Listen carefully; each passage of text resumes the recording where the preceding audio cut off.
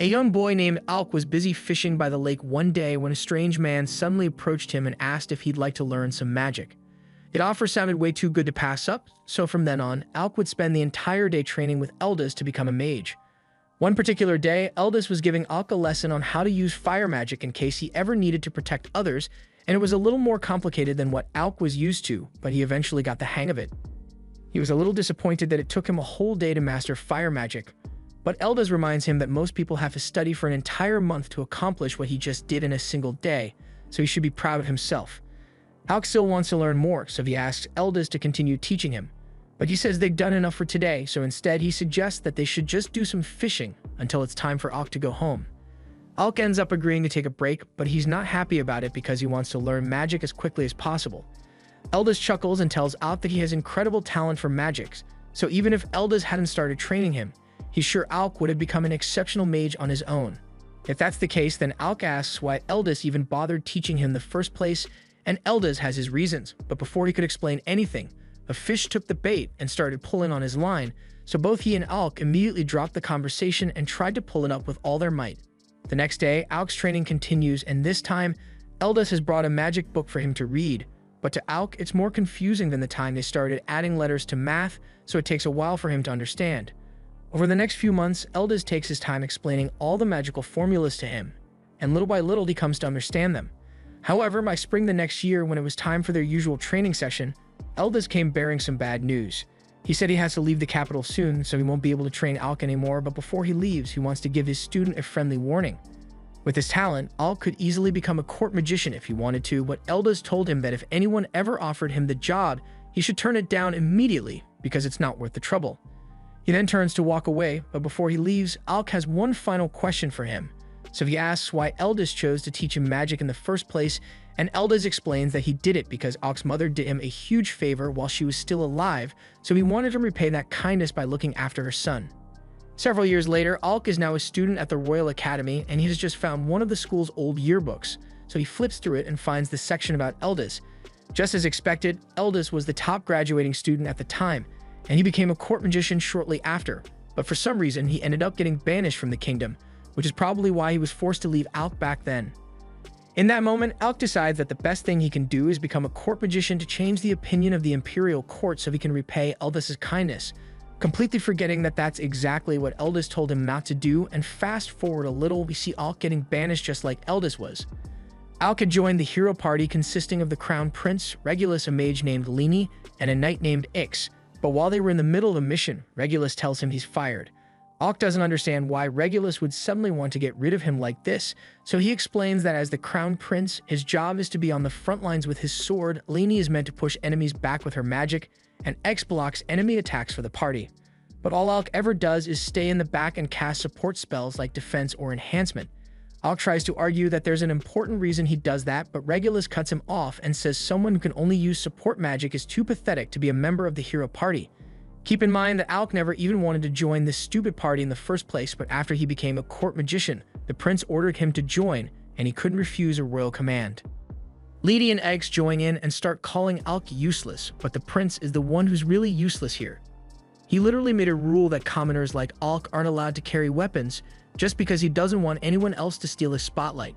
Alec tries explaining to him that he thinks it's important for all party members to be armed and prepared in case of emergencies, but the prince hasn't had an intelligent thought for years at this point, so he will not tolerate a free thinker like Alec. He tells him that he isn't needed anymore, so he should just go home, and Alec is left questioning his life choices because he did not sign up to be insulted by an ungrateful man-child. Up to this point, Alec had put in an insane amount of effort to compensate for Regulus's stupidity, because he would have died a long time ago otherwise, but even after he was fired, he still wanted to help as much as possible. So he wrote out some monster attack patterns and strategies for Regulus to use next time he goes into the dungeon. However, while he was on his way to deliver the letter at the castle, he was suddenly stopped at the gates by the guards. They informed him that he had been stripped of his title as a court mage, so he no longer has permission to enter the castle.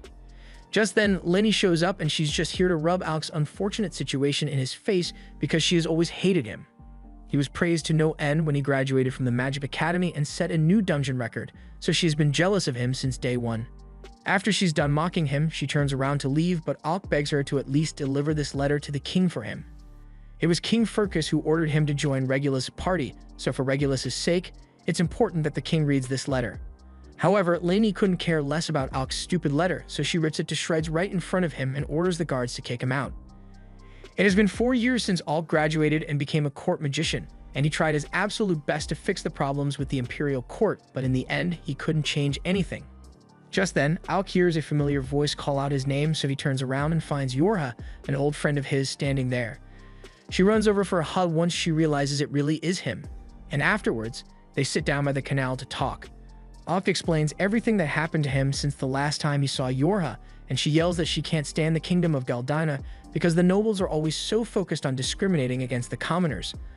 Alc agrees with her, but he tells her to quiet down because it'd be troublesome if someone were to overhear her rant. She tells him it's fine since no one else is around right now, and regarding Alc's current situation, she feels bad for everything he had to go through, but she's actually glad that he got kicked out of the prince's party, because that means there's nothing stopping him from joining a new party now. And on that note, Yorha asks Alc if he'd be willing to come clear dungeons with her party. Alc asks her if she's really okay with recruiting someone like him, but she knows better than anyone that Alc is a beast when it comes to magic, so there's no one else as qualified as he is. Hearing someone finally acknowledge his strength brings a tear to Alc's eye, so he gets up and tells Yorha that he'd love to join her party. The next morning, the two begin their journey to the city of Faisal, and Alc has flashbacks to what Eldest told him about avoiding the imperial court, and how things would have been so much easier for him if he had just listened to his advice, but it's not like he can change the way things played out now. Meanwhile, back in the capital, Regulus has just been informed that Alc left the capital and calls him a sorry excuse for a mage. He'd only ever forced Alc to join his party because everyone called him a magical prodigy, but he hated having a commoner on the team, so he's glad he got rid of him. Lainey adds that now they can get a replacement who is of pure noble blood, and without an incompetent fool like Alc slowing them down, Regulus will become famous for clearing a dungeon faster than anyone else. A few days later, Alc and Yorha arrive in the city of Faisal, and she begins telling him all about how wonderful this place is because it doesn't discriminate against commoners, and it's the perfect base for an adventuring party. Speaking of which, that reminds Yorha that they still need to get Alc registered as an adventurer, so she leads him to the guild so he can get started. Unfortunately, when they get inside, the receptionist tells Alc that he doesn't qualify. You need a special license to go past level 30 in a dungeon, and you need to be registered with the guild for at least 2 years to qualify for that license, so Alc won't be able to get it for a while. Yorha asks if they can make an exception for him, but the receptionist says she can't change the rules. Yorha can't believe this is happening, even though she sent her friend Keisha to come ask for special permission before they got here. But it turns out that Keisha was incredibly rude to the receptionist, so they won't be getting any favors from her anytime soon. Yorha is really disappointed since her party has already reached the 52nd floor of the dungeon, and they won't be able to make any new progress with Alc until he gets his license in 2 years. She realizes that there's no point in complaining about it now, so she says they should just focus on the places Alc is allowed to go in the meantime. He doesn't need the pass to go into areas above level 30, so there's still plenty of exploring for them to do as a group, and she wants him to enjoy his time here. Later that day, Alc and Yorha head into one of the dungeons and are currently facing a swarm of red hornets. Yorha casts enhancement magic on him so he can take down a few of the hornets, but that barely leaves a dent in their numbers. She doesn't understand why things got so difficult so quickly, since level 2 was never this hard to clear before, but Alc thinks something must have happened to the hornet nest, which is why all of them are in a frenzied state right now. Yorha puts up a defensive shield and charges into the swarm, but Alc warns her to stay back because it'd be much safer to maintain their position and take the hornets out one by one. Yorha yells that he needs to remember what he was like before he became a court magician. Back then, a swarm of hornets like this would have been no match for him, and he now realizes he doesn't have to hold back to avoid bruising the prince's ego anymore, so he is free to use as much magic as he needs. He stops restraining himself and uses attack magic to burn up a few of the hornets, and once he regroups with Yorha, he uses a wide area thunderbolt spell to fry the remaining bugs. However, just when it seemed like the battle was over, a giant earthworm emerges from the ground and grabs Yorha. This thing must have been the reason the hornets were acting so crazy earlier, and it's definitely going to eat Yorha if he doesn't do something soon, so he needs to act quickly. He has a plan in mind, but just to make sure it will work, he asks her if her defense magic is still as strong as it was back when they were in the academy, and in response she asks him if his attack magic is still as strong as she remembers it to be. They both trust each other's capabilities, so Alc begins casting his fire tornado spell, completely engulfing the worm in a torrent of flames. Yorha was caught up in the flames as well, but Alc knows her shields are more than enough to protect her from flames of this intensity, so there's no need for him to worry. Once Yorha is back on the ground, she tells Alec that his magic is still just as amazing as before and she can't wait to meet up with the rest of the team so they can have fun just like old times. Before graduation, Alec was part of a legendary team of students consisting of Ornis the Genius Warrior, Krasia the Genius Archer, Yorha the Genius Support Mage, and Alec the Genius Attack Mage. On the day of graduation, they had just broken the all-time dungeon record by clearing the 68th floor, and as a result, they earned themselves top ranks at the academy. But as they were walking home and discussing their plans for the future, Alec suddenly stopped in his tracks and told his friends that he actually planned to become a court magician. His friends are disappointed to hear that, especially Ornis, since if Alec had joined them, they could have created the strongest adventuring party in existence, but he respects Alec's decision because he knows he must have a good reason. But before they went their separate ways, Yorha made it clear to Alec that she isn't giving up on recruiting him, so the second he becomes available, she will be there to extend an offer. That brings us back to the present, where Yorha is officially welcoming Alec to the party, and to celebrate, she treats him to a hearty dinner. However, she doesn't do so well with alcohol, so after one mug of beer, she becomes belligerent and can barely stay standing. It doesn't take long before she collapses on her seat and falls asleep, so Alec uses magic to cover her with his jacket so she won't catch a cold. Just then, a man suddenly appears behind him and says Alec is awfully considerate for an adventurer. Alec thinks it's just a random drunkard, so he decides to ignore the man and turns away, but this gets on the man's nerves, so he swings his bottle at Alec. The glass shatters on impact, but Alec had used a magic shield to protect himself, and he is about to retaliate, but all of a sudden, the man calls him by his name and tells him he lives up to the rumors. He then slides a dungeon pass onto the table for Alec and tells him he can think of it as an apology for testing him in such a crude manner. Alec was angry before, but now he's just confused because he has no idea who this man is, but all of a sudden, Yorha gets up from a drunken daze and asks Alec what the Guildmaster is doing here. Alec is shocked to find out that this man is really the Guildmaster, and the Guildmaster says he'd like to see what the former court magician can do in person, so he asks Alec to come down to the training center with him. A little while later, they all arrive at the assessment room and the Guildmaster officially introduces himself as Leviel Stands. Alec recalls hearing stories of how Leviel used to be part of an S-rank party, so he knows fighting him won't be an easy task, but he is still excited because he thinks this is the perfect chance to polish his skills before actually heading into a dungeon. As soon as the match begins, Alec launches a thunderbolt at Leviel, but he rolls out of the way and launches a water slash at Alec in retaliation. Alec realizes that he won't be able to rely on long-range spells here, so he decides to get in close and beat Leviel in hand-to-hand combat. However, as he was approaching, Leviel had cast enhancement magic on his body, giving himself an insane speed and power boost. He is now so fast that Alec can barely keep track of his movements, and when Leviel finally decides to strike, even though Alec was able to block the strike with his shield, he is still sent flying into one of the walls. Yorha is starting to get worried, but Alec soon gets up and says he's fine. He was caught off guard by the speed of Liviel's attack earlier, so he starts thinking of ways he can dodge it next time. But then he starts laughing because he realizes he can actually do a lot more than dodge. Under the prince's command, Alec was forbidden from being proactive in combat, but as an adventurer, he isn't limited to evasion and support magic anymore. He coats his wand in magic to create a sword and charges forward, so Leviel launches another water splash at him. But Alec is easily able to slash through it as he advances. Leviel is impressed, but he doesn't think Alec will be able to do the same to his punches, so he enhances himself against and charges at him again. However, Alec had already prepared a countermeasure for Leviel's dash attack, so as soon as he gets within range, he is hit with the full force of Alec's Thunderbolt spell, leaving him wide open for Alec to strike. Leviel is amazed that Alec actually managed to land a hit on him, and he can see why Yorha praises him so often, but this test is far from over. Leviel activates his ancient artifact, forming large gauntlets around his arms, and a single punch from these babies is enough to leave a massive crater in the ground.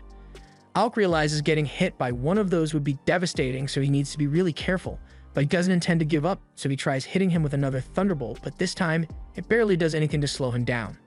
Leviel's artifact's special ability allows him to heal his injuries over time, so the longer this battle drags out, the worse Alec's odds of victory will become.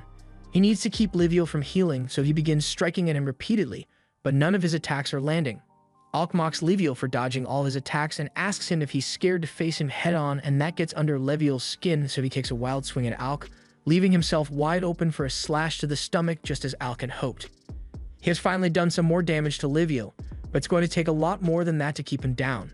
Leviel charges at Alec again, and Alec tries to defend himself with his shield, but it shatters on impact from the sheer force of the punch. However, it does break Leviel's momentum, so Alec uses the opportunity to strike him in the chest. Leviel refuses to let himself loose to Alec, so he tries to hammer fist him, creating a massive dust cloud.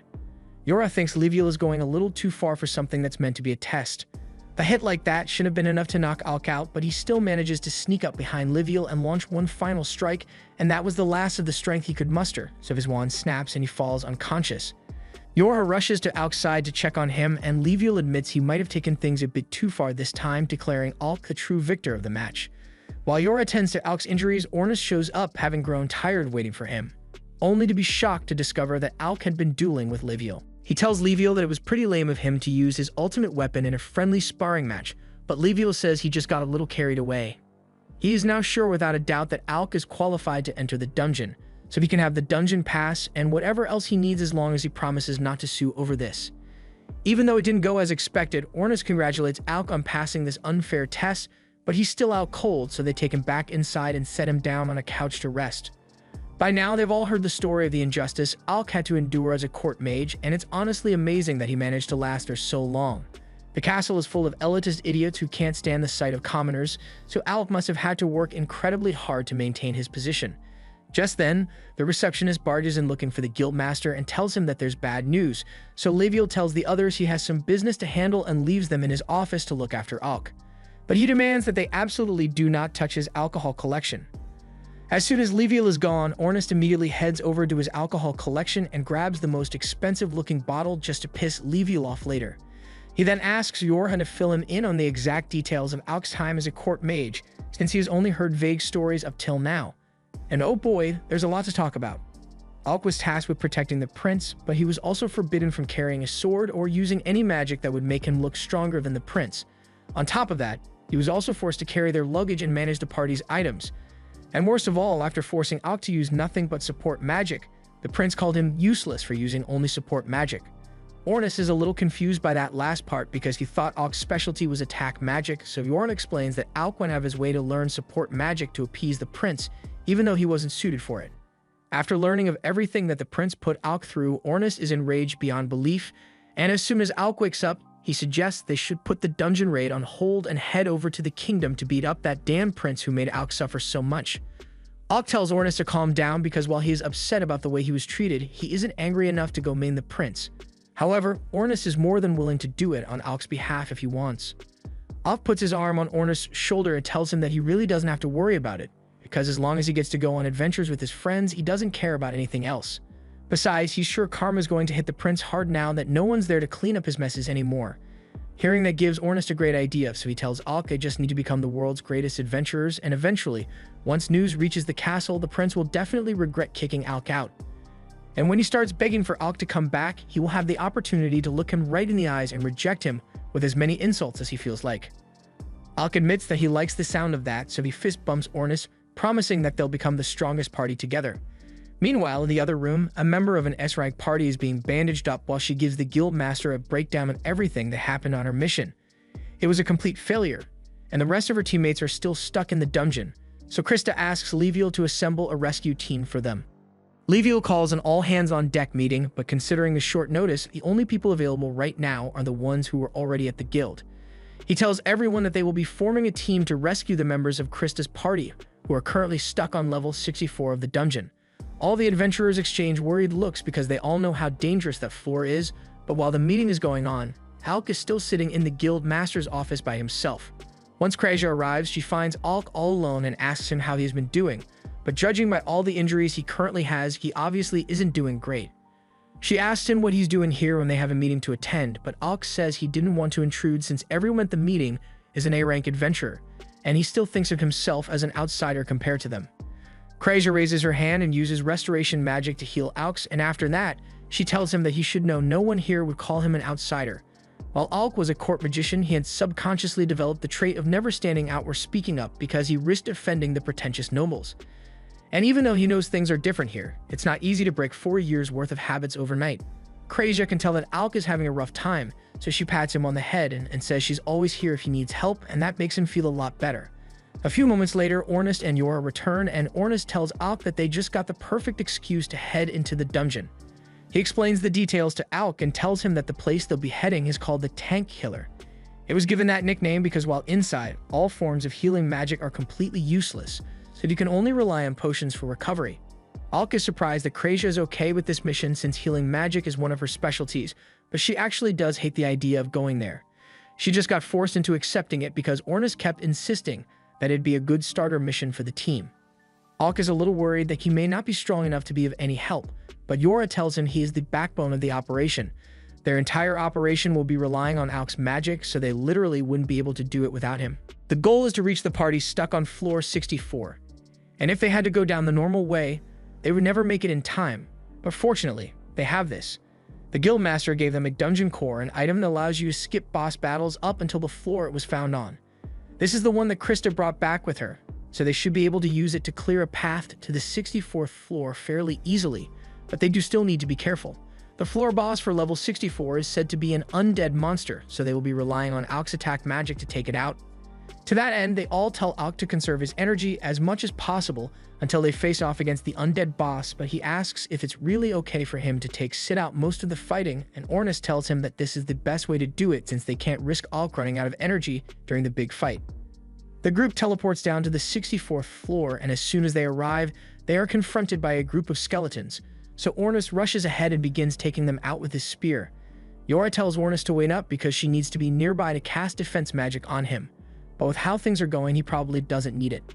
Alec and Krasia slowly walk through the dungeon, and he mentions how surprised he was to find out that Ornis owns an artifact just like Leviel. Krasia explains that it's pretty much just a spear with sharpness and unbreaking 3 enchanted on it, but that's all someone like Ornis really needs. It's starting to get boring down here since Ornis is handling everything on his own, so Alec asks him if he needs a little help, but Ornis shuts him down and says he's got to take care of all the fodder on his own. Alec and Krasia keep walking, but all of a sudden he senses something trying to creep up on him, so Alec instinctively turns around and fires a lightning bolt at it. The others stop what they were doing and ask Alec what's wrong, so he explains that he felt like there was something behind him just now, and Ornis trusts his judgment. So he asks Alec if he can figure out what and where the thing is. Alec still can't see whatever it is, but his senses are saying it's right in front of him, so he creates a mana sword and strikes. His sword connects with its body, revealing the creature to be a Grim Reaper, and Ornis cheers for Alec because it looks like his senses are still as sharp as ever. The way Ornis said that makes Alec think he must have known about the Grim Reaper ahead of time, but in Ornis' defense, while he did know there were invisible monsters on this level, he didn't know how to deal with them, so he thought it would be a good idea to let Alec figure it out on his own to boost his confidence a little. Recognition and trust are 2 things that Alec never received while he worked as a court mage, so it makes him happy to know that his teammates have so much faith in him. But as he takes out the Grim Reaper, he yells that it still doesn't make what Ornis did right. Krasia and Yora also knew about the invisible enemies and didn't tell Alec about it, and they apologized for it, but it was all Ornis' idea in the first place, so Krasia tells Alec to take his anger out on him instead. Alec tells Ornis that they are going to have a long talk about this once they get home, but first, they need to complete their mission, so the party presses deeper into the dungeon. Further down the line, they end up running into a horde of skeletons that's even bigger than before, and Ornis gets excited because this is bound to be a decent challenge. Yora reminds him that they are here on rescue mission, so there's no need to overdo it, but there's nothing Ornis loves more than a good fight. He tells everyone to stand back so he can handle this by himself, but Alec refuses to let him go ahead on his own again, so he joins in on the fight while Yora casts enhancement magic on them. However, while they are both easily able to take out the skeletons they are facing, they forgot that Yora sucks at fighting and left her completely defenseless. Luckily, Krasia was there to save her, but Alec doesn't want to take another risk like that, so he tells everyone to get behind him so he can finish this. They'd all do as he says, and Alec begins casting a wide area thunderbolt spell. Now that the coast is cleared, they can continue progressing through the dungeon, but before they move on, Ornis has a question for Alec. Sure, it has worked out well so far, but he is starting to wonder why Alec keeps spamming the lightning bolt spell so much. Back when they were in school together, Alec used to use all kinds of cool spells to fight, so he wants to know what brought on the change. Alec thinks back to all the times the prince recklessly charged into the dungeon without thinking, leaving Alec to clean up his messes, and at some point, Alec must have defaulted to using lightning bolt since it had the quickest activation time. Just then, they all hear a terrifying sound coming from deeper in the dungeon, and Yora is certain that it must be the floor boss. They need to get over there as soon as possible, so they all agree to let Ornis run ahead since he is the fastest among them all. Yora casts a speed boost on everyone here, and Ornis takes off running, so the rest follow from behind. No matter how many times Alec sees it, he's always impressed by just how fast Ornis really is, especially with Yora's magic boosting him. After a little while, they eventually catch up to Ornis, but to their surprise, he's just sitting on the edge of a cliff, watching something below. Alec looks down and sees a guy being chased by the floor boss, and he is begging Ornus to save him, but Ornus doesn't seem particularly interested in helping. Alec asks what's going on here, so Ornus explains that that guy is just really annoying. His name is Loki, and he is the support mage for the party that came here to rescue, but while most of the members of Rachroma are decent people, Loki has a shitty personality, so no one likes him. Loki yells at Ornus and tells him that if he dies here, he will make sure to haunt Ornus' dreams for the rest of his life, but Ornus seems like he'd be fine with that. All of a sudden, Loki trips and falls to the ground, so Alec says they should help since the monster is about to eat him. However, the others tell him that Loki isn't actually in any real danger since this is just how he usually fights. Just then, the monster steps on a magic circle embedded in the ground, and Loki gets a huge grin across his face. In the next moment, a pillar of fire shoots through the monster's abdomen, and Alec realizes that Loki must have set traps for the monster to fall into. The others confirm this, and as much as they don't like the guy, they can't deny the fact that he is a brilliant strategist on the battlefield. The monster continues stepping on more and more of Loki's traps, and Loki begins laughing at it for being so gullible, but he ends up running out of traps before the monster dies, so he is completely defenseless, and the monster is about to blast him to smithereens. However, just before Loki could be hit, Alec and the others finally step in to save his ass, so Ornus drags him to safety while the rest stall the monster. The monster tries striking at Alec. Ygret creates a shield to protect him, and immediately after that, the monster turns and starts heading straight for Ornus and Loki.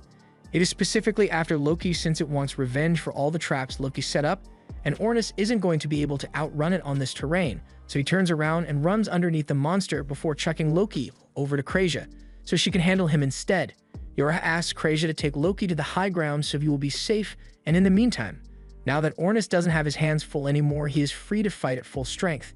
He asks Ygret to give him all the support magic she can manage, so she goes all out and casts every enhancement spell she knows. Ornus charges straight for the monster, and after dodging its initial strike, he jumps into the air and stabs it just below the eye. Unfortunately, that didn't do enough damage to stun it, so Ornus gets knocked off and is sent crashing to the ground. Ygret runs over to check on him, and just as the monster is about to stomp on Ornus, she puts up a shield to protect him. However, her shield won't be able to hold out much longer under this weight, so she asks Alec to hurry up with his spell. From the cliff top, Loki looks down at the battle, and before, he was too scared to notice, but now that he is paying attention, he's surprised to see that Alec is actually back. Loki has heard a ton of great rumors about him, so he is excited to see what the legendary genius can do, and just as he says this, Alec begins forming several magic circles simultaneously. Loki is amazed since casting 3 to 5 spells at once already puts you in genius territory, but Alec over here just created 20 without breaking a sweat. The monster realizes Alec is charging up a finishing move, so it charges at him in an attempt to stop it, but Ornus doesn't let that happen. And once Alec is done, he unleashes a relentless torrent of thunderbolt spells to weaken the monster before finishing it off with a concentrated blast.